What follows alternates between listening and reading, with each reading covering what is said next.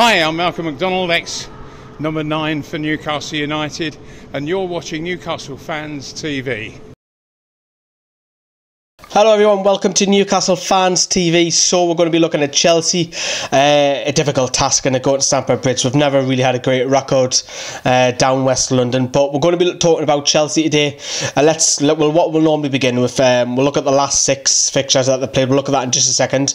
Look at the formation, what they'll line up as, some key players, which is a lot of the strengths and weaknesses in the style of play as well. So let's get on with it. Let's have a look at the last 6 fixtures. Now you look at this and you probably think the two standouts are that heavy defeat in Italy, in Rome, where they got beat off Roma 3-0. But ever since then, you know, they've only conceded 1 out of the last 5. The key one being the Man United, the home win over there. That was crucial to keep their Champions League momentum going. Morata getting the goal there.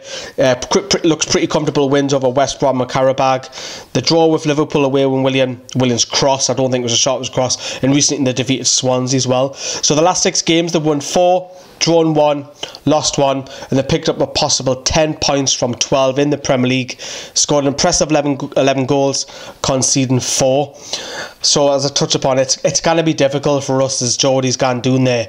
Let's have a look at the league table. So they're currently sitting 3rd in the Premier League at the minute. A huge, massive 11 points off Man City.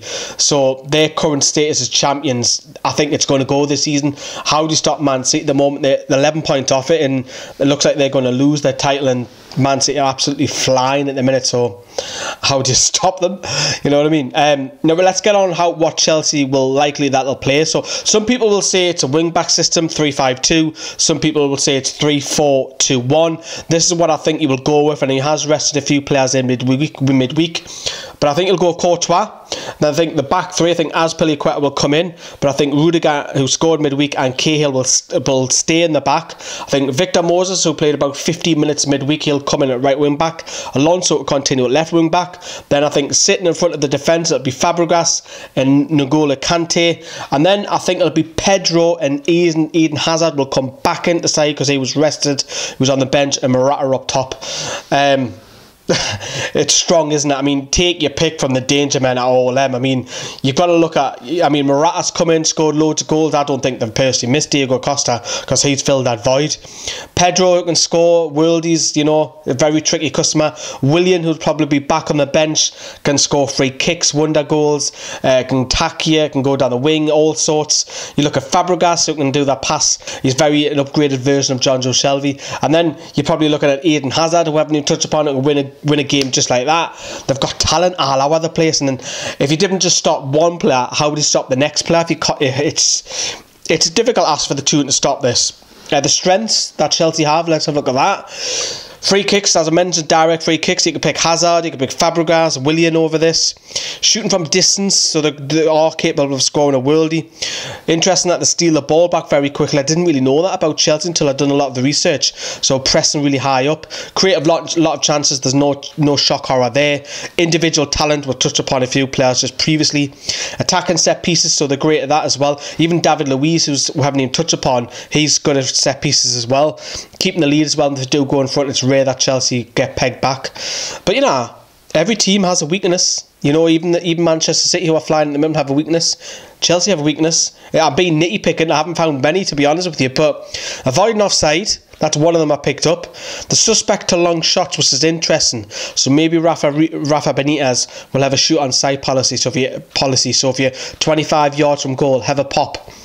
And giving away daft free kicks as well, so expect Chelsea maybe a value with some nippy players. So if we're playing with pace on the wings, you know, we might get a free kick. And I'm nitty picking. It's difficult to pick a fault on Chelsea's side. Now, the style that Chelsea will play, very short passing. They don't go direct, they don't go long. They'll go through the middle. The wing backs, what you'll see if the wing backs left and right will bomb on, and that'll allow the likes of Hazard, Pedro or Willian, if he starts, so the two behind the striker come inbound. They're very aggressive as well. But Conte, it's very unpredictable to guess his lineup because he changes it all the time as well. So how do we win this game? It's difficult, isn't it? Does Rafa go counter? Does he go like what he did against Man United, where he surprised Man United and attacked them all? Rafa Benitez will go back to his old club.